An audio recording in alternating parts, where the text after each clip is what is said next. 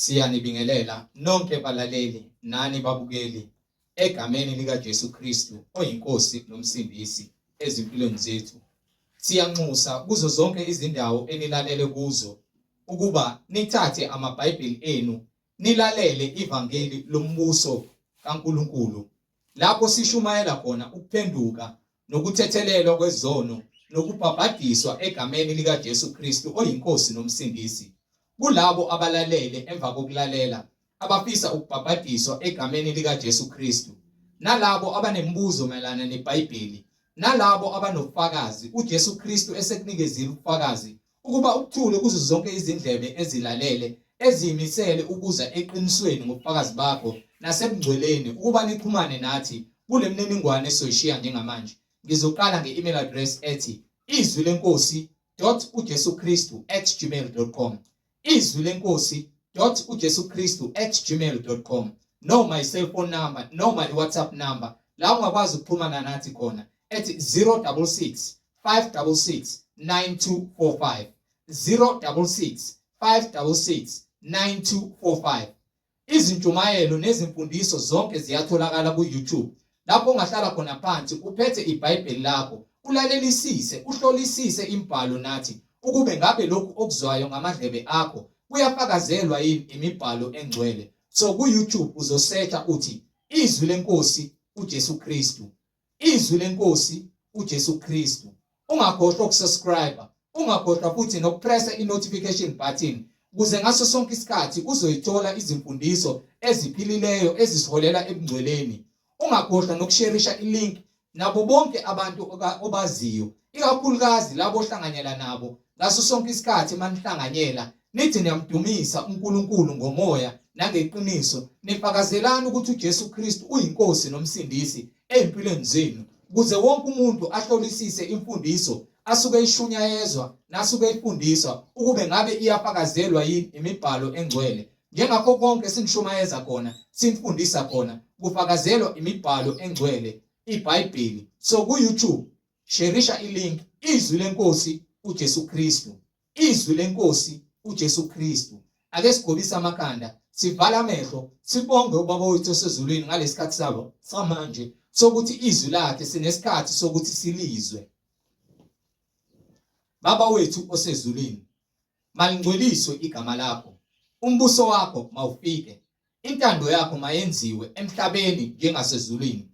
Usiphe namhlanje isinkwa sethu semihla ngemihla, usithethelele amacala ethu njengoba nathi sibathethelela bonke abasonayo. Ungasingenise ekulingweni, kepha usindise kokubi, ngokuba umbuso ungowakho namandla nobukhosi uJesu Kristu uyinkosi nomsindisi. Amen. Amen. Balaleli nani bazalwane, yamkelana umfowethu uMhlengizondi ozobe sihola ngokwemfihlakalo yembhalo, umoya ongcwele elusa izimvu zakhe eziholela esibanini esinguKristu Jesu oyinkosi nomsindisi. Sheshisani nithatha amaBhayibheli bazalwane, sihambisane ekungcweleni. Amen. Amen. Ngibingelela bazalwane ngegama lika Jesu, inkosi yokuphila uMilimandla onke. Lokho sithule bona ubufakazi ngawe imbhalo ukuthi yinye inkosi, munye uNkulunkulu, munye umoya, yinye inkolo, munye umbhaphathiso egameni lika Jesu Kristu uMilimandla onke. Siyambonga uNkulunkulu ngomusa wakhe yasenzela wona nsuku zonke sisakwazi ukuvuka, inyama isahlangene nomphefumulo, kungekona ukuthanda kwethu nokuqonda kwethu nokuhlakanipha kwethu, kepha kungumusa esiwenzelwe ukuba sikwazi ukuthi sithole elinye ithuba lokulungiseka ngaphansi kwezulu, ukuze mekufika isikhathi wena sokuthi ufe, inyama ishwa nomphefumulo ubuso uphelelisiwe kwintando kaNkulunkulu nangezwi lakhe. Ukukholwa kuvela ngezwi, izwi alintanti emoyeni elikaNkulunkulu, izwi aliziqhamukeli ngokucabanga kwakho, amazwi angokucabanga kwakho. Ngifuna uzwe iBhayibheli lithini ngencwadi kaIsaya 56 verse 9 noma 55 56 or 59 56 verse 9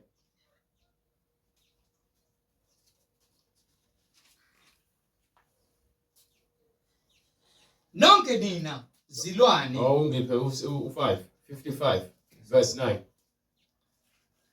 ngokuba njengamazulu ephakeme kunomhlaba kanjalo izindlela zami ziphakeme awuqale u8 ngokuba imicabango yami imicabango kaNkuluNkulu ayisiyo imicabango yenu akusiyona eyethu so sinako ukuzicabangela khona nomqondo lo ukuzicabangela ngokwakho uthi yazi mina ngokwami ngibona kanje ukubona kanje noNkulunkulu okhuluma ngezwi lakhe ngale ncwadi kanje othi yena imicabango yami yakhe ayisiyo imicabango yenu akusiyona so engicabangayo akusikona kwaNkulunkulu mengicabanga ngokwami kepha mengenza imicabango yakhe ayicabangile ngami wanginika izwi lakhe eliyimicabango yakhe ngakho ke sengiyayazi imicabango kaNkulunkulu ngami angizicabangeli bese kuziwa kuzinto zikaNkulunkulu angishumayeli ngokucabanga kwami angifundisi ngokucabanga kwami khona lo moya ogcwele kubazalwane abaningi umoya wokwenza izinto ngokucabanga kwakho uthi mina ngokubona kwami lithi izwi imicabango mesenza noma sifundisa noma sisemsebenzini wezinto zikaNkulunkulu angihambi ngemizwa angihambi ngokucabanga kwakho ngisebenza izwi ekuyilona elingithumile ngithunywe ulizwi so manje ngizoshumayela uNkulunkulu bese ngithi ngokucabanga kwami then ke angisahambi ngokwemicabango yakhe ngokuba imicabango yami akusiyona yakhe and imicabango yakhe akuyona yami mina kufanele ngenze imicabango kaNkulunkulu okusho ukuthi imicabango yakhe uyayiphimisela izwi lakhe asinike yona uma sinemicabango yakhe nathi sesinokuqonda kokuqonda kaNkulunkulu futhi izwi lakhe sewunalo engqondweni awusazicabangeli ngokwakho socabanga ngokomcabango kaNkulunkulu nezindlela zenu azisizo izindlela zami ngisho indlela ehambayo uma ungumzalwane uhamba indlela yokufeba uyindodana noma uyindodakazi kaSathane ukufeba kusho ukuthi wena ubone umuntu wesifazane nomuntu wesilisa nakhohlisana nathandana nasenogibela empedeni ngaphandle komshado nizifebe niyafeba ngalokho ngisho ungaya esontweni unikele uyisifebe uzoya esihogweni ngoba ufebe bakho you understand lemhlabeni nomqondo ukuthi nina niyahlukanisa nishadile mosukhathayile ukulala nonkosikazi wakho so ubona abanye abantu besifazane uyamlahla uhambela nabanye besifazane umnika incwadi esitifiketi somdivorce incwadi esahlukanisa isebenza uNkulunkulu uma ulahla umfazi wakho uyisiphingi walala nomunye umuntu wesifazane emshadweni wena songcolisa umbhede emshadweni uzoya esihogweni so indlela kaNkulunkulu ikanje kunina abantu esenikhohliwe abantu abaningi baye emasontweni abantu abaningi banezikhundla niyazithanda izikhundla mona isikhundla esontweni ubona ukuthi ubutho awungeni ngesikhundla ezulwini ungena ngemicabango kaNkulunkulu ngawe le ayithumele kuba prophet wayithumela kuba apostoli wayeseshiya ngoJesu kuyona yonke imibhalo labo bonke abantu babhala ngoJesu ababhali ukuthi uJesu mhlambe wayemuhle wayeyigeza lensizwa wayeyisowa no uJesu wayumfundisi kaNkulunkulu olethe imicabango kaNkulunkulu kuthina ukuba thina sizofundiswa indlela uNkulunkulu afuna sibe yiyona kusho ukuthi wayelethe imicabango kaNkulunkulu kuthina ulizwi ulethe ilizwi kaNkulunkulu kuthina akazelanga ukuzokwenza abangani nezwe weza ukuzokwenza abafundi ezweni uthi nina ningabahlobo bami ngokuba konke engikwaziyo ngobaba niyakwazi and nizoba ngabafundi bami isibili uma nenza imiyalelo yami ukugcina imiyalelo. Ngifuna nje ukuthi ngenicacisele kubona bonke abantu besifazane abazibiza ngabashumayeli, abazibiza ngabafundisi, abazibiza ngabapostoli, abazibiza ngomama uBishop, abazibiza ngoyile babelusi. Akekho umuntu wesifazane oyiloyo nto leyo. Noyedwa. Uyathanda awuthandi. Awukwazi ukuthi kuzothi kukhona izwi la eBhayibhelini elikutshelayo into eqondile. Kwincwadi yeTimoteyu yokuqala noma uqala endlini yaseKorinte sahluko 14. Ngifuna ukuthi ngiqondise kunina kakhulu abantu besifazane abasenikhohliwe ukuthi uNkulunkulu ngesikhathi edala wadala ini umuntu wesilisa uAdam. Medala uAdam wamdala wambumba wamenza umfanekiso wakhe. Wayesephefumulela umphefumulo wokuphila kuyena. uAdam wawumphefumulo ophilayo. Wayesemnika umyalelo. Adam wanikwa umyalelo. Umyalelo wokuqala wanikwa uAdam indoda wesilisa. Okulandelayo wayesebona ukuthi akuhle ukuthi indoda ibe yodwa. Wathi ngizakuyakhela umsizi. Wayeseyakhela umuntu wesifazane. Umuntu wesilisa lungisa lencwadi yaGenesis, lencwadi yaseKorinte sahluko 11 noma sahluko 11 yebo. Ngifuna from verse 6. Incwadi uqala seKorinte. Qale lapha kwincwadi yaGenesis. Incwadi yaGenesis. Nina abafundisi nonke enikhatheleyo enamavila enamavaka enizinja ezingakwazi ukhonkotha. Nina abafundisi abagqoka isikhumba semvu kepha ngaphakathi nezimpisi engenayo imigogodla yokuma nime eqinisweni. Imigogodla yenu namadolo enu ayaxeka. Anomsebenzi yona yonke imisebenzi emihle. Leli ivangeli nalezwi leli sinikelwe ukuba sifundise abantu izindlela zikaNkulunkulu. Asinikelanga ukuthi sizenze abangane nezwe. Anginandaba mina ukuthi wena ungibuka kanjani. Anginandaba nokuthi futhi ungizwa kanjani. Ngekuba mina ngiyazi ukuthi engikutshela bona amazwi avela kuNkulunkulu. Uthi uJesu ngeke nezekize kumina ngokuba aninayo uNkulunkulu. Aninalo uthando. Umuntu onothando uqala athanda uNkulunkulu izwi lakhe bese alenze eligcwalisa isenzo nemicabango kaNkulunkulu ngomuntu. Le ncwadi lengivezayo kaGenesis sahluko 3 verse 16 umuntu wesifazane eselalele uSathane. uSathane wamkhohlisa uNkulunkulu mase yamqalekisa athini ngowesifazane. Wathi kowesifazane ngisakukubangela ubuhlungu obukhulu ekukhulelweni kwakho. Ngalesikhathi umuntu wesifazane ongakazazi azizale inhlobo. Wayengakokwazi nokuthi uzokhulelwa. Lapho uNkulunkulu wayesemtshela ukuthi ke ekuzalweni kwakho kusuka namanje uma uzozala umntwana uzomzala ngezinhlungu. Uyakubeletha abantwana ngobuhlungu. Yebo. Ukuncanela kwakho. And futhi ukulangazelela kwakho kuyakuba sendodeni yakho. Uzokulangazelela indoda yakho oshade nayo. Awulangazelela amadoda abanye abantu. Awuzothuka emshadweni futhi uphinde ubheke abanye amadoda. Ukuba lo muntu omkhethile ninto eyodwa naye. Lo muntu onayo phela naye emshadweni njengamanje. Ninto eyodwa anihlukaniseki nini. Yona.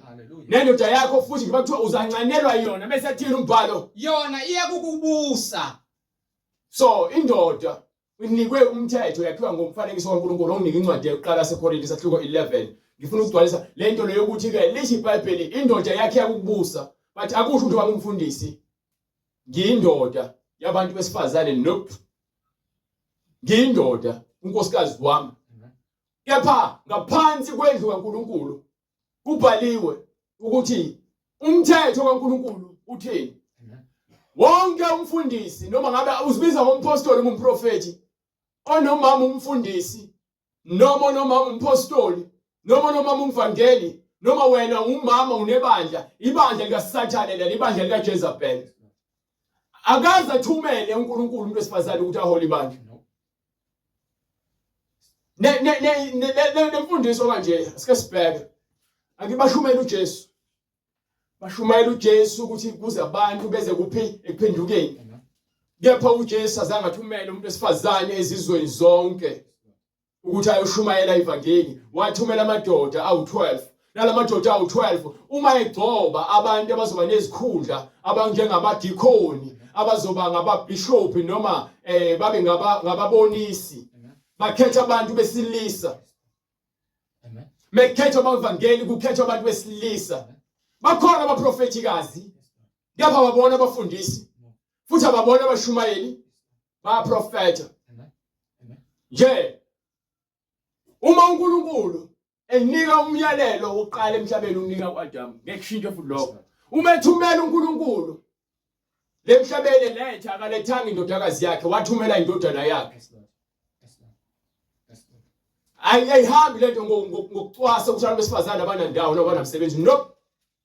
Umthetho uthi uNkulunkulu imicabango yakhe akuyona yethu. Angisebenzi ukuthi wena usizwa kanjani ngale mfundiso le. Mina ngeke ngize ngikhonze lapho khona kunomuntu wesifazane oshumayelayo. Futhi ngeke eze lamuntu wesifazane afuna ukuzoshumayela. Soze kulona ibandla labantu besifazane le. Ibandla likaJesu. Kuzokwenzeka amazwi kaJesu. Konje izwi likaNkulunkulu laphuma kinina na. So uma ukuthi izwi ke sevela qhamuka ngawe le imicabango yakho engabusani eBhayibheli, angingene lapho mina ngizoqhubeka ngishumayela iBhayibheli ukuba iBhayibheli ilona elungisa abantwana bakaNkulunkulu. Uzofika ukuthi abantu abaphenduke bese kuJesu bese bafika bekubuza ngale incwadi le yokuthi ke angimvumeli umuntu wesifazane unginike incwadi yokuqala kaTimotheo sahluko 2 verse 12. Bese kubuza umuntu ukuthi ithini lencwadi uzothini wena? Owesifazane makafunde ukuthula. Nayo indaba lekhona. Ngalesikhathi imfundiso imicabango kaNkulunkulu iphefumulwa la eBhayibhelini. Lithi owesifazane makafunde ukuthula nokuthobeka. Makafunde ukuthula nokuthobeka konke.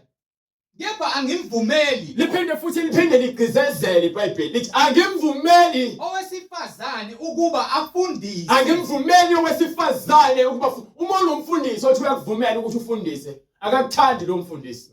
Umfundisi oyotshela iqiniso uzokutshela wonke amazwi akule Bhayibheli. Njengoba kufanele kuwenze. Nina nizemabandla konibheka izikhundla. Anzeli nini ukuzokhonza uNkulunkulu nezintando yakhe.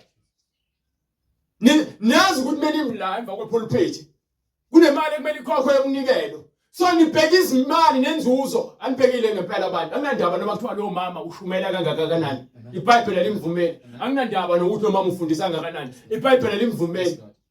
Omunye uthi what if umfundisi uyagula? What if umfundisi uyahamba? uJesu engenabo nabafundi bakhe abathuma. Manje senzoba yibandla lakamama umfundisi nomfundisi. Ifa lakaDlamini noma ifa lakaZondi. Amanyala lawo ukeleme. Imfeketho into engekho. Umsangano. Lalela. Umbhedo. Ezolonto leyo. Into ebhedayo into engayenzi umqondo. Ngeke izwi fike lisho kanje wena bese uzothi ke manje what if umfundisi uyafa alishiye kumama? Kubhale kuphi lokho ukuthi umefa umfundisi ibandla likamama? Angisho uzaqhubeka kona nokukhuluma imizwa yakho nokucabanga kwakho. Ukuba benimazi ulizwi, benizozwa izwi. Bazongisusa mina. Bese sihlola imibhalo. Lithi iBhayibheli hlolani imibhalo. Ukuba nethi kuyona nokuphila okuphakathi. Iyona efakaza ngami. Kepha ngeke nize kimi. Ngoba anikholwa. Umuntu okholwayo ukholwa yizwi. Ngokuba ukukholwa kuvela ngelizwi. Olungileyo uphila ngokukholwa. Alela ngitshele mina. Sibaningi siyafunda ezulwini. Angisho ukuthi ngizoya ezulwini. Sibaningi siyafunda ezulwini. Kepha into ezosifaka ezulwini iBhayibheli. Imibhalo eseBhayibhelini. Le mbhalo le uthi uJesu ke akubona bonke abathi inkosi abayongena embusweni kaNkulunkulu. Bayofika kumina abantu bebenza izibonakaliso athi hambani kimi, sukani kimi, benzi bokubi. Anginazi mina. Ngokuba ngisho ungathoma ukuthi wenza ini? Uthi uJesu angikwazi. Ukuba lithi iBhayibheli izincwadi ziyakuvulwa neyokuphila. Bese kuvula incwadi kubhekwa ukuthi abantu bayenzile lento phakathi eBhayibhelini. ngeke uzwahlulelwe ngami wahlulelwe ngeBhayibheli. So iBhayibheli lithi angimvumeli owesifazane ukuba afundise noma abuse phezulu kwendoda, kodwa makazithulele makafunde ukuthula nokuthobeka konke. You understand? So kunalento labafundisi laba abawosikhotheni abangena esikoleni ukufundisa. Labo bafundisi labo bese bebuye bazophika ivangeli bathi ayikho umuntu wesifazane inkinga uma efaka izinwele zokufakelwa noma efaka amacici noma eluka noma efaka imakeup ngoba usenza muhle. Kufuneka azithande umuntu. Ubani othe ukuzithanda ukufaka amacici? Kubhalwe kuphi lokho eBhayibhelini njengomyalelo kaNkulunkulu ukuthi uma uzithanda faka amacici? Kubhalwe kuphi ukuthi luka? Kubhalwe kuphi ukuthi penda umlomo wakho? Kubhalwe kuphi ukuthi faka iblue ugqokise umuntu wesilisa? Kubhalwe kuphi ukuthi dweba umzimba wakho ufaka ama-tattoo uzibize ngomKristu? Onginika incwadi leyona leya Timoteyu ufuna uverse 9. ngokunjalo nabesifazane mabagqoke izingubo ezifaneleyo, mabagqoke indlela ehloniphekile, ingubo efaneleyo, bazihlobise ngokuhlonipha, bazihlobise ngokuhlonipha nokuqonda, kungabi ngezinwele ezilukiweyo. Umuntu wesifazane akaluki ikhanda lakho osindisiweyo. Kungabi ngezinwele ezalukiweyo nangegolide ukuthi ucwebe emqaleni cha. Ufaka amaringi cha. Ukufaka imhlobiso nemigexo cha. Ukupenda izinzipho cha. Ukufaka izipho zokufakela cha. Ukufaka ama-chains. Namaroji namacici ekhaleni umoya kaJezebel lo. Uluka izinwele zakho manje waqala ukuthiwa ningaluki. Manje seniyaxhuma. Nama lolanda izinwele zikaSathane amadimoni nizifake bese nizibiza ngabantwana bakaNkulunkulu. Kepha iBhayibheli liyakuphikisa lokho okwenzayo. Nangezambatho ezinemali eningi. Asigqokeli ukubukwa. So akuswenkwa ukuthi uzokwenza ingqephu noma uzokwenza umbuko esesontweni. Kepha njengokufanele abesifazane. Mabagqokise okufanele abesifazane abashoyo ukuthi besaba uNkulunkulu. Mawukuthi usaba uNkulunkulu mina angeke ngizwe ngomfundisi wakho. Nina vele lento labafundisi abaweak. Abafundisi abaweak banitshela ukuthi ningaluka. Banitshela ukuthi ningafaka amacici. Banitshela ukuthi ngiyagqoka igqebhezana ngoba bafuna ukulala nami, bafuna ukuthi bazonenza omahoshe emasontweni. Labafundisi abaweak. Bafundisi labo bangathunyiwe. Bazithume bona. Bazokhuluma imicabango yabo. Ngokuba imicabango kaNkulunkulu akusiyona yethu. Mina iqiniso laNkulunkulu lenza wena othi uyakholwa. Uthi uyakholwa kithi. Why ungizonda unginyanya? Ngokuba ngikutshela into ebhalwe phansi eBhayibhelini. Umfundisi wakho uphatha leBhayibheli eliphathayo. Ngikutshela isahluko neverse, ichapter neverse. Ithini ichapter neverse? Incwadi yokuqala kuTimoteyu isahluko sesibili verse 9 verse 10. Incwadi yaTimoteyu yokuqala sahluko 2 kusukela kuverse 9 ya 15. Qhubeka uthini lapha kuverse 13? Noma qala ku10. Kepha njengokufanele abesifazane abashoyo ukuthi besaba uNkulunkulu bahlobe ngemisebenzi emihle. Mabahlobe ngemisebenzi emihle. Owesifazane makafunde ukuthula. Indaba ikhomba into eqondile. Ayizange ithi mhlawumbe owesifazane noma nowesilisa phakathi nendawo kuthiwa owesifazane makafunde ukuthula nokuthobeka konke. Kepha ngimvumeli owesifazane. Angimvumeli owesifazane ukuba afundise ukuba abuse phezulu kwendoda. Abuse phezulu kwendoda. Uthela uNkulunkulu kwincwadi yaGenesis kuEva. Ashonga ukuthi nomncanela kwakho kuyokuba sendodeni yakho futhi yakubusa phezulu kwakho indoda yakho. Ngisho kwinkonzo yasekamarweni indoda yakho iyabusa ngaphezulu kwakho. Angiboni isikhukhukazi sigibela phezulu kweqhuthe. Kodwa mabazithulele. Mabafunde ukuthula abantu besifazane. Ngokuba uAdam wabunjwa kuqala. Ngokuba yini? Ngokuba uAdam wabunjwa kuqala. Yabona ngokugoloza mina ngisho ngokugoloza mina kuyele uthi mina ngicindezela abantu besifazane eBhayibhelini endlini kaNkulunkulu ngomthetho wakhona. Inkampani nomuzi nomthetho wakhona. Uma ukuthi kini nibuso wakho yokugcina kini lo. mase kuziwa endlini kaNkulunkulu kwahanjwa ngomthetho uNkulunkulu uyindoda methi ongiphe incwadi yalontuzana yaseKorinti sahluko 11 ngisona ku verse 6 khona ngizokukhombisa uNkulunkulu uyindoda uNkulunkulu. You understand? uNkulunkulu uyindoda. uNkulunkulu ngumoya ongayiboni lo ndoda leyo kepha yena uyindoda. So njengoba ngimla ngumfanekiso kaNkulunkulu ngiyindoda angikhambi ngihleli phansi unless ngikushaw number 2 kuyenzeka konke kanye kanye. Kepha bekumele ngihambe ngime. Angikwazi ukuthi ngizothi ngiyindoda ephelele nginenhlebe bese ngihambe ngiyochama ngihlale phansi ngizenze into engeyona. Mina abafana enzenza amantombazane ngimosha isikhathi seni. uNkulunkulu kwakhila wayindoda ephelele wena usenza into ocabangayo ukuthi uyiyo awusiyona. Moya sibuke uyayibona indoda iphelele. Nawe umuntu esifazane osenza indoda awusiyena. Moya etoilet awumi usahlala phansi. Khombisa khona ukuthi usenza lento uNkulunkulu afuna ukuthi ube yiyona. Awukhamumile. Awukaki uziphi njengendoda. Kufanele ukhomule iphepha uhlale phansi. Ngisho ugqoka ianda. Umuntu wesifazane ngisho ugqoka ingubo umuntu wesilisa. Ngekushintsha lokho. Uthini umbhalo? Incwadi yokuqala kwaseKorinti sahluko 11 from verse 6. Go ahead. Ngokuba uma owesifazane engakubazeki Uma umuntu wesifazane eze endlini kaNkulunkulu fanele amboze ikhanda. Aguqe mekhuleka abhoze ikhanda noma eprofeta amboze ikhanda. Uma umfundisi wakhe ethi unganibhoza ikhanda isikhohlakala leso. Isisebenzi sikaSathane. ngokuba uma owesifazane engakubazele akagundwe. Uma umuntu wesifazane engafuni umboze ikhanda lakhe mezokhuleka lithi iBhayibheli makagunde phela.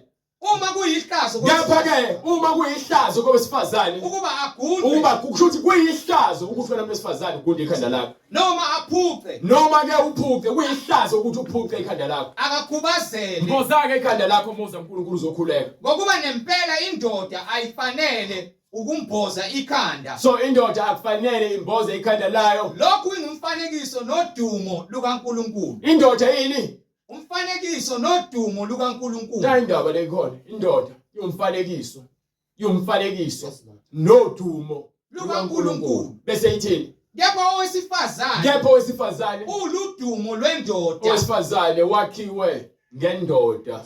Indoda yakhiwe uNkulunkulu. Owesifazane wakhiwa ngendoda.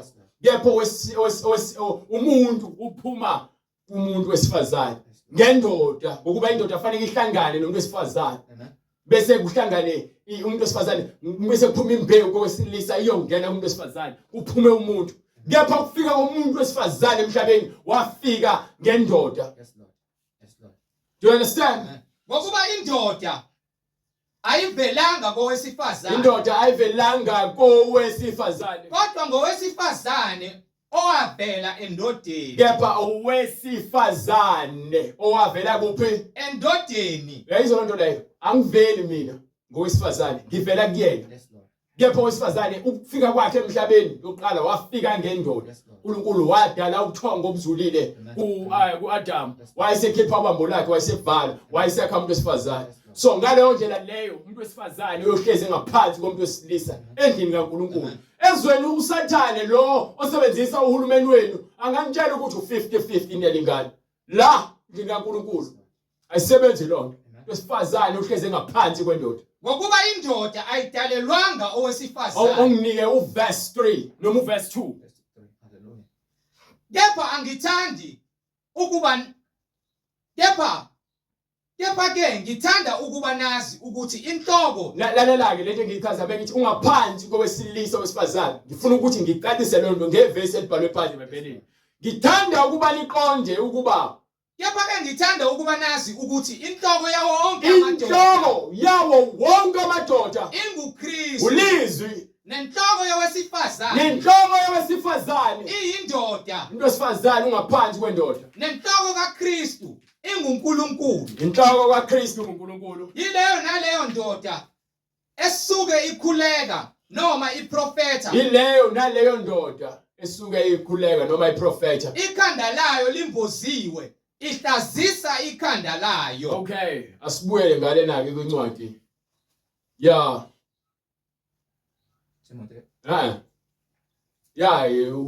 waseKorinti sahluko 14 Ngifuna from verse 34.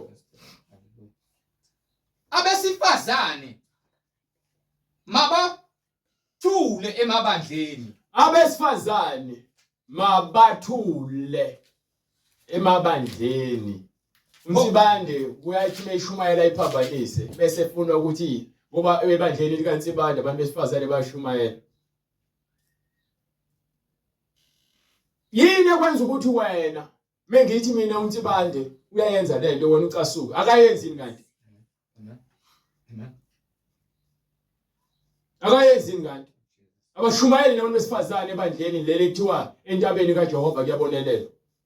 Abashumayeli pho nginamangani mina mengithi leyo nto leyo uNsibande uyayifundisa ukuthi uthi ke meyithi kanje lencwadi le abesifazane mabathule emabandleni yayikhuluma ngokuthi amadoda amehlangene ewodwa. Yasembuza mina ukuthi lokho ekushoyo ukuphi leBhayibhelini? Ngoba uNsibande omunye abafundisi abangena esikoleni ukufundisa ngeBhayibheli. Akanikwanga uJesu yizwa. Ngokuba wanikwa uJesu ngaba akayikhulumi lento yokuthi abantu besifazane bashumayele. Ngokuba uNkulunkulu kasiyo osiyaluyala. uNkulunkulu akabuletha ubuyaluyala akabhali uNkulunkulu ubuyaluyala esontweni lakhe. Kepha ngokuthula. Kepha uNkulunkulu wokuthula ukuba bonke abantu abezwe izwi lakhe babe uyebo noamen. Njengokuba kunjalo emabandleni onke abangcwele. Lento yenziwa bona bonke abantu bayakholwa.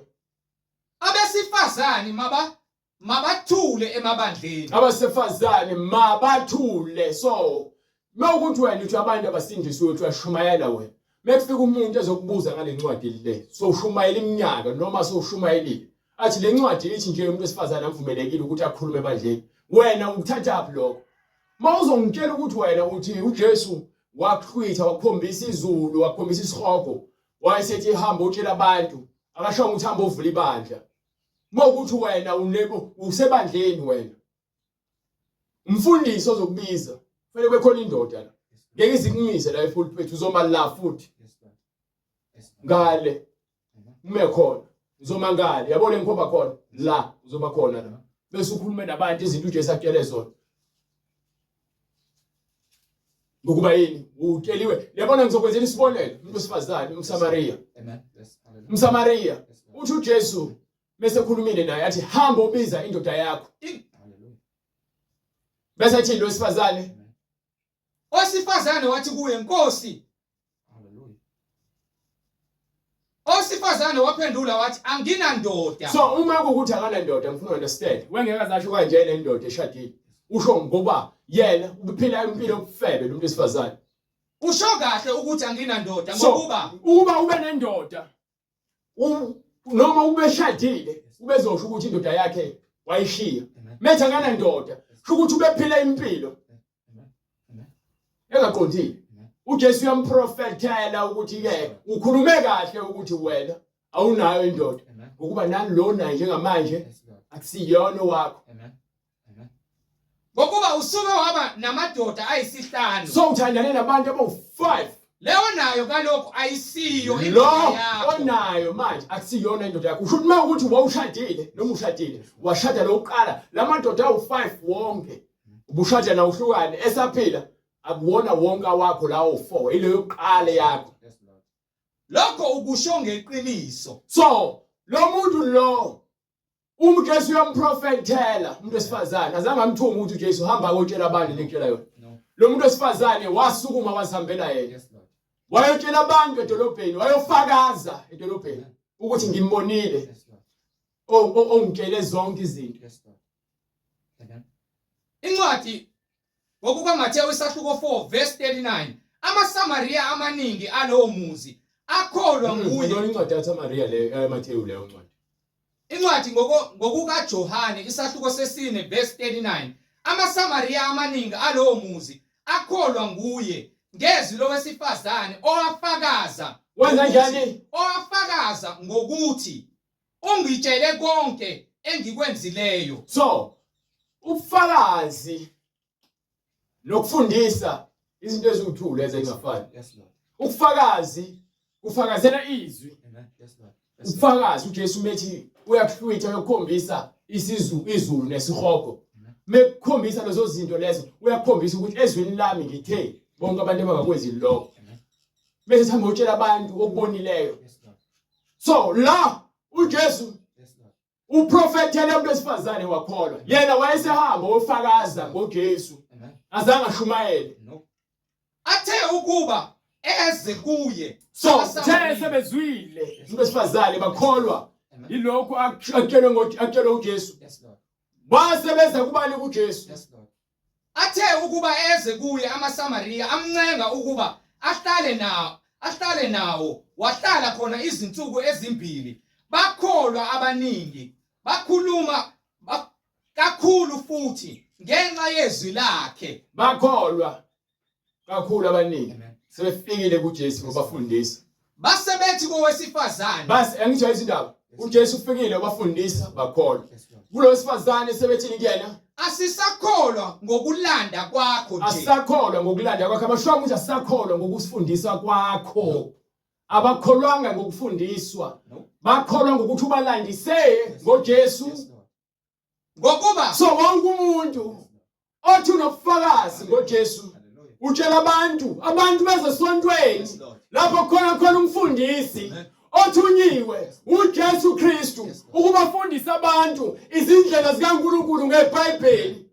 Akathumelanga umuntu wesifazane ukuthi azovula ibandla. Ngokuba sesizizwele ngokwethu siyazi ukuthi lo ngempela ungumfundisi wezwe. Soma umuntu onobufakazi wena ufakaza kumakholane wakho umfakazelela ukuthi naye azokholwa azofundiswa ngoJesu esontweni. Esontweni hayi wena niyathanda ukuzenza abafundisi niyathanda ukukhuluma ngoJesu sinenkinga but ubufakazi bakho ozokwenza ukuthi umuntu afune ukukholwa. Hayi ukuthi wena uzoba sokuvula iBhayibheli lokuqala izincwadi ufundisi. Awuthunyelwanga lokho awunali igunya.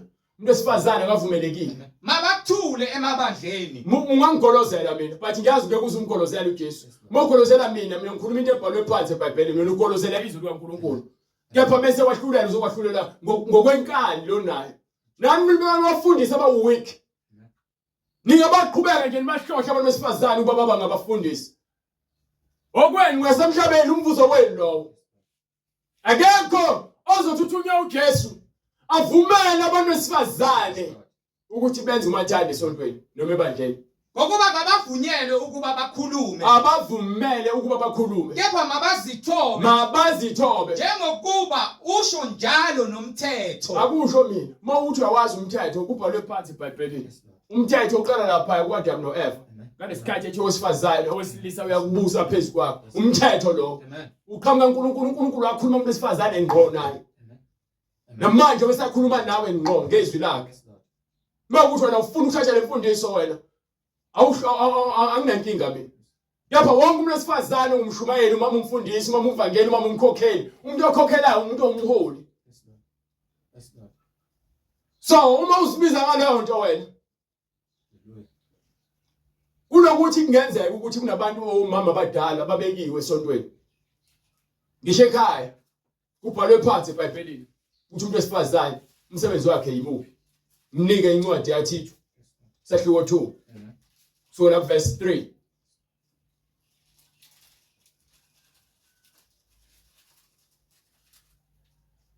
Noma yokuqala incwadi yokuqala noma sahluko sesibili verse 3.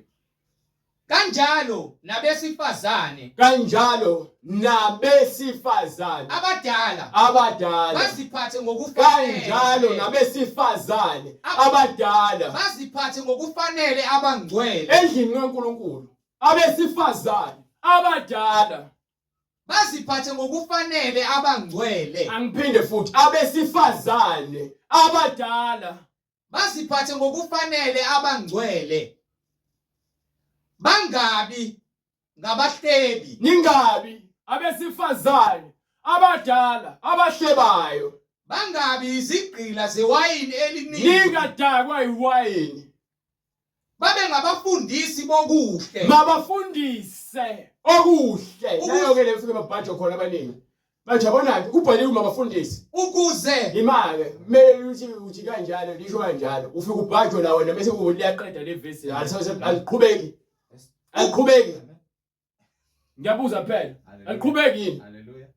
lithi iBhayibheli mababa ngabafundisi bafundiswa okuhle limese lima lapho lithini ukuze bafundise abesifazane abasha ukuze bafundise abesifazane abasebasha ukuthanda amadoda abo. lezi ndawo indawo kamama ongcwele umama ongcwele uyayizwa into engishoyo umama ongcwele akahlebi akadako utshwala umsebenzi wakhe ukufundisa odadewethu abasebasha ukuphatha imizi yabo nokuthanda abakhwenyana babo omama bathande nabantwana babo. bafundise lo dadewethu abasebasha ukuthanda izingane zabo babe ngabaqondileyo. bafundise abesifazane abancane ukuthi baqonde endleleni zabo abamhlophe abahamba izindlela ezokukhanya abaphatha kahle amakhaya abo. baphathe kahle amakhaya abo abamnene abathobekile abamnene abanomusa abathobela amadoda abo. bese bethobela amadoda uma ukuthi wena uyakholwa uhlonipha indoda yakho wena uhlonipha uNkulunkulu abathobela amadoda. lalela kuphindele uma ukuthi uthi uyakholwa awuhloniphi umyeni wakho awukholwa awukakholwa awukakufinyelela uthando leqiniso uNkulunkulu uthi wakha umuntu wesilisa ngodumo lwakhe umfanekiso kaNkulunkulu indoda so uma ukuthi indoda iyinhloko yowesifazane uNkulunkulu ethi umuntu wesifazane akathobela indoda yakhe wena uzawufuna ukuyithobela ngeke uzuzwe ngendoda yakho ufuna ukuzwa ngoba ngizozwa ngoNkulunkulu awuzwa ingakho abantu abaningi besifazane befuna ukuba bashumayeli ngoba abezwa izwi lithi kusho umthetho ukuthi amabandleni kaNkulunkulu abantu besifazane bangakhulume bangashumayeli ungabuthula ubufakazi yebo kepha indaba ukuthi uzoma la uzovula iBhayibheli isonto nesonto angikhathali ukuthi ngabethi ushumela kana noma baphenduka anginandaba angiyazi anginandaba nakancane ngisho bonke abantu bangaba against mina kulezwi leli mina ngimla kulezwi ngibizene ngakholwa izwi angikholwanga mina ukucabanga kwabantu ukuthi yazi mina ngokubona kwami ngibuka kanje ngibuka ukuthi abafundisi abama fake bonke abafundisi abama fake bafundisi bamanga nabapostoli bamanga bathi ke ilaba bama fake laba khuluma ukucabanga kwabo nonke nabafundisi nama fake engikhuluma ukuthi nina lezwi leli elisho umuntu wesifazana ngimvumela ukuthi afundise noma abuse noma akhulume ebandleni umpostoli wekhuluma nebandla laseKorinte nizikhohlakani nina nisebenzela uSathane lithi iBhayibheli akubona bonke abantu abenza isono abafanele ukufa kepha nalabo abasizakala ngalabo abenza isono so wena mawuthi indoda uthi uyakholwa uposta umuntu wesifazane eshumayela delela umyalelo kaNkulunkulu obhalwe phansi eBhayibhelini uweak akathali ungabe ukhuluma into ehlakaniphilanga bese eshumayela nje angeke ngimposte ngeke ngimposte mina abantu besifazane beshumayela futhi ngiyayisupporta lento abayenzayo ukuba ngizobuza ukuthi uthini ngale ncwadi ngifuna ukwazi ukuthi ngale ncwadi le mozongitshela ukuthi wayikhuluma nebandla laseKorinte angikuphikisi ngifuna ke ngokweBhayibheli ngikuvumele ukuthi lokho kushoyo ukuthi wayekhuluma nebandla laseKorinte ngikhombise kona eBhayibhelini mongakwazi ukungikhombisa hlala phansi awazi lutho kusukela uNkulunkulu enza iTabernacle wagcoba abapriest abantu besilisa bodwa abaprofetikazi bakhona kepha abasondele ealtare azange benze imshisa azange benze induduzana zokushisela imhlatshelo ngizange kunikele ukubona thu amadodana kaAaron amadodana kaLevi kusuka manje kuze kube phakade uJesu wakhetha amadoda awu12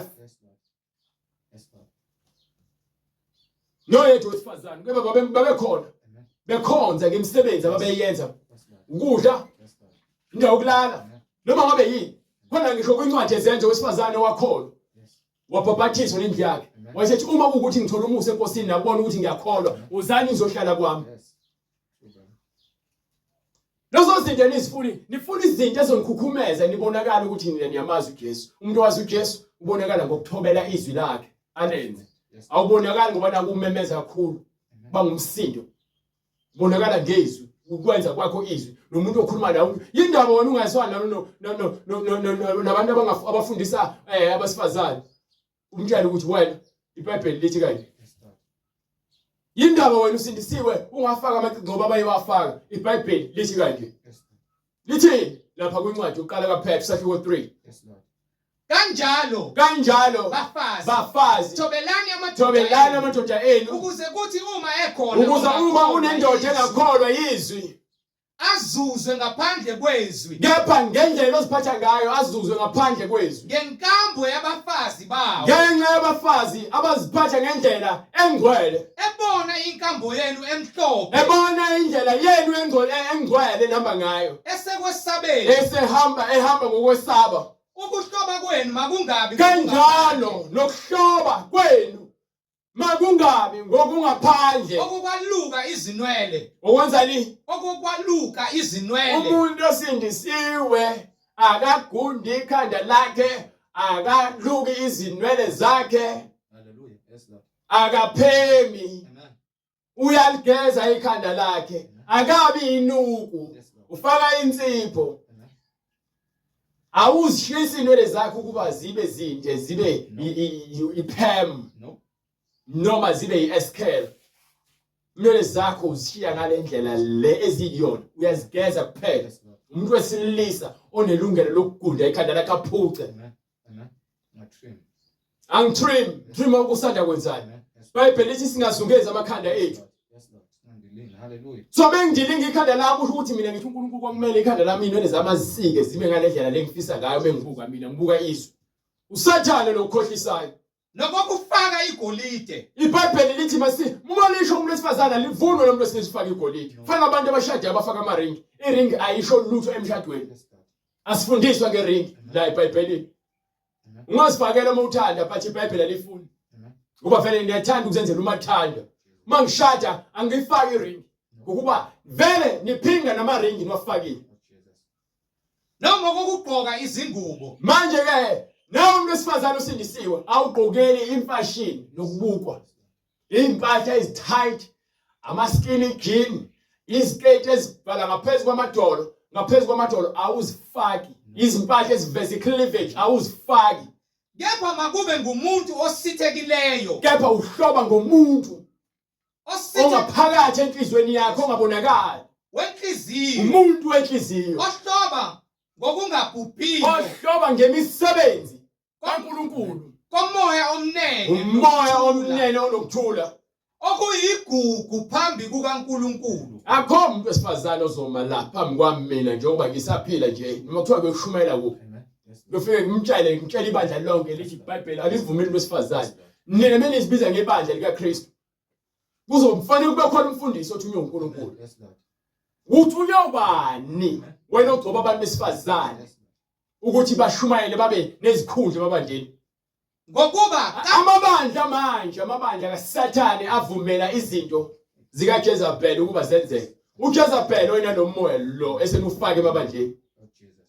akuwona umoya kaNkulunkulu lo No. umoya kaNkulunkulu ukhuluma ilizwi lakhe liqondile Amen. ninabantu ninkani izwi kaNkulunkulu ukutshela into eqondile Yes. wena uzofuna ukufaka imicabango yakho nemizwa yakho ezintweni zikaNkulunkulu ingakho ningasindiswa ngokupheleleyo lisho iBhayibheli masibe ngabantu abalizwayo izwi balenze Yes, Lord. ngoba akusizi ukwazi izwi likaNkulunkulu kepha ungalenzi No. No.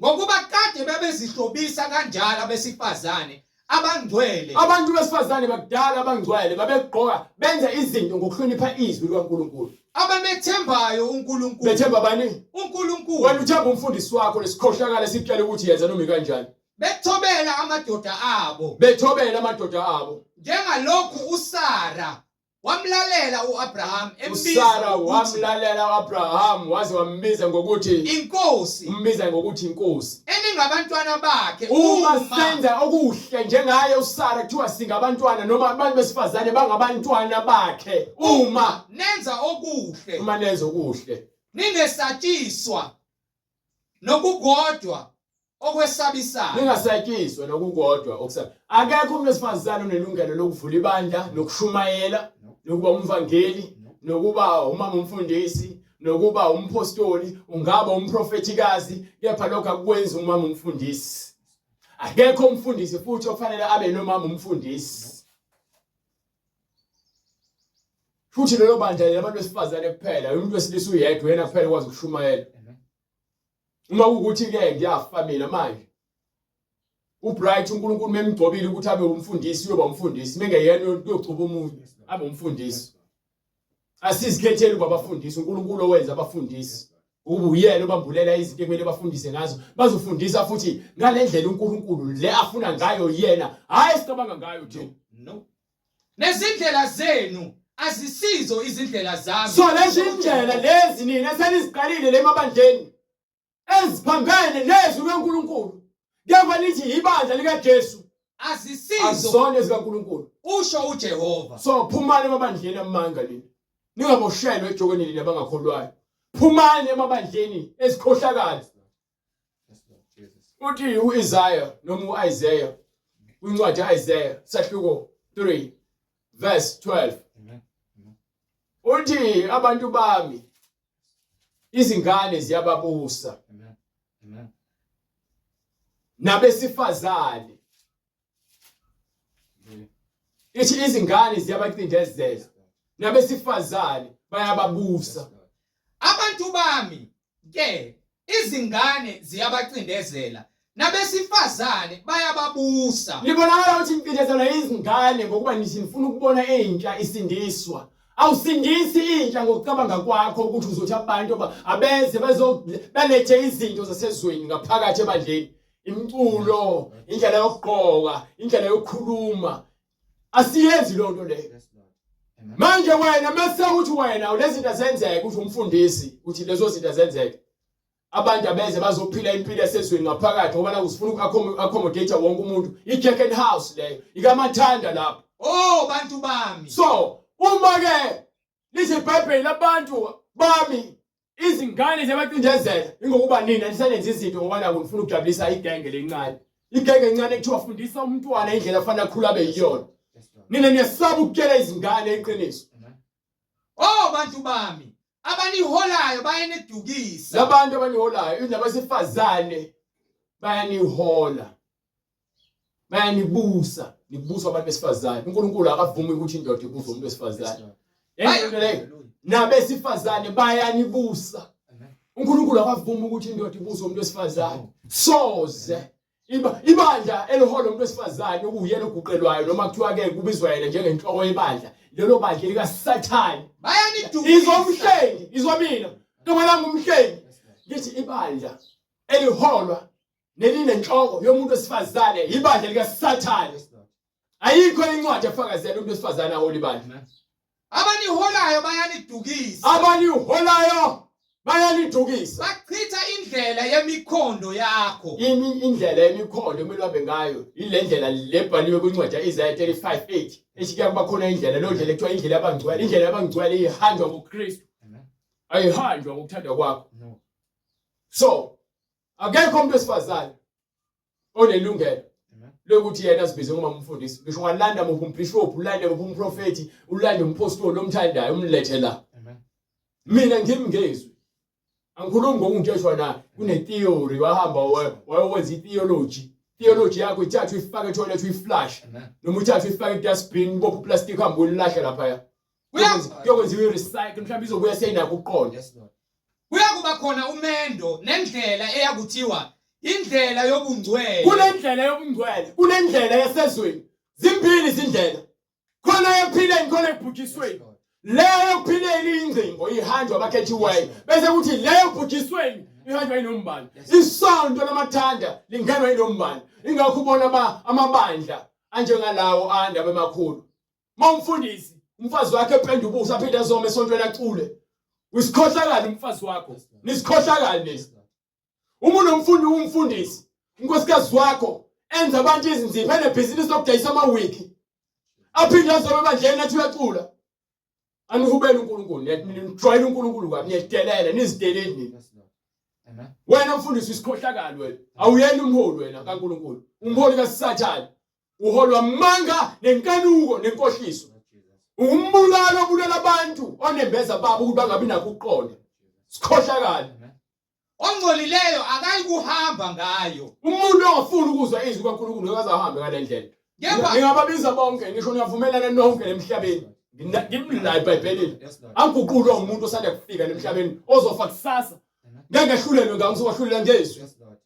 kepha iyakuthiwa ngeyabantu bakhe. Yabantu abakhethiweyo abangcwele. uJesu uthi umuntu ozamazi wami awalonde angimahluleli mina kepha ilizwi Yes, Lord. engilikhulumile liyakwahlulela. Ngisho wathi uNkulunkulu umbonile wakhuluma nawe. Uthatha uEzekiel amfake iBhayibheli emlomeni. Yes, Lord. Athatha uJohane kwincwadi esambulo aphinde amfake iBhayibheli emlomeni. Aphinde akhulume noMoses. Athi uMoses incike yami ngikhuluma nomlomo nomlomo. Yes, Lord. Hallelujah. Bese fika emhlabeni fika indoda. Amen.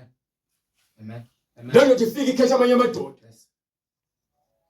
Hallelujah. Anginandaba ngaba nopresident la emhlabeni Amen. owesifazane ngaba neboss yomuntu esifazane kepha bese kuziwa ngaphansi kwendlu kaNkulunkulu Yes, Lord. akusebenzi indaba zobulili bakho No. namandla akho kusebenza uNkulunkulu nezwi lakhe. Yes, Lord. Utheni uPetru? Phendukani. uPetru uphendukani. Yiloyo naloyo abhaphathizwe. Uyilowo nalowo lalela. iBhayibheli liqondile. Labantu laba abanika izikhundla nabantu besifazane banikhohlisa. iBhayibheli liqondile lifuna abantu abazothobela izwi. Hayi abantu kwenza izinto bona befuna ukuncenga abantu noma ukuzincengela kubantu. Bafuna abantu abazokwenza intando kaNkulunkulu hayi yami. Nami ngifuna ukwenza intando kaNkulunkulu zonke izinsuku. Angifuni ukwenza intando kaBright. Angifuni futhi uBright enze intando yami. No. Meka wenza lonke ngiyamxosha eduze kwami. Yes, Lord. Nami futhi ngizosuka eduze kwakhe. Yes, Lord. Ukuba sobe sesingahambi ngezwi. Hallelujah. Hallelujah. Sikhuluma ngezwi. Yes, Lord. Abantu bangaxebuka kumina abahambi. Anginandaba. Yes, Lord. Ngoba noJesu bamshiya. Amen. Ngoba yini wengayenzi into abayifunayo. Bafuna ukudla uJesu bakhombisa izinto uthi kholwani imisebenzi esezulwini. Yes, Lord. Yes, Lord. Bona bavele bajika bahamba. Kuthiwa abafundi baningi bakhe bamshiya. Abaphindanga bamlandela. Ngokuba yini babefuna izinto ezijabulisa inhliziyo zabo. Jesus. Akaze ahambe obancenga uJesu. No. Angikwazi ukuncenga mina. No. Ngincengela ukuthi nihlale emngcweleni. Khona nizokwenza umathanda.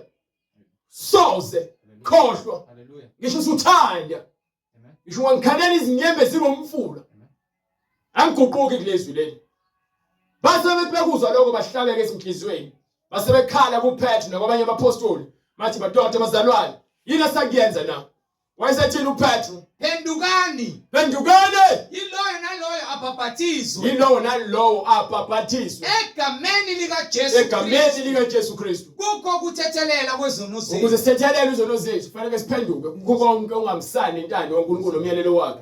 Bese sizongena ngaphansi kwamanzi sibhabhadiswe egameni likaJesu Kristu. Kukho ukuthethelela kwezono zethu. Khona ke siyakwamukeliswa ini? Isiphiwo sikamoya oyingcwele. Ukuba lesithembiso ngesenu Nesabantwana bethu. esaba bonke abakude. Bonke inkosi uNkulunkulu wethu eyakubabiza. Wasefakaza nangamanye amazwi amaningi wabayala wathini. Zisindiseni kulesizukulwane esiphambeneyo. Wathi ke umuntu ofuna ukusindisa uyakuza kuJesu avume. Ukuba ithi incwadi kaJohane sahluko. Incwadi kaJohane sahluko 3 Yes, Lord. iverse lokugcina. Incwadi kaJohane sahluko 3 iverse lokugcina. Letheni.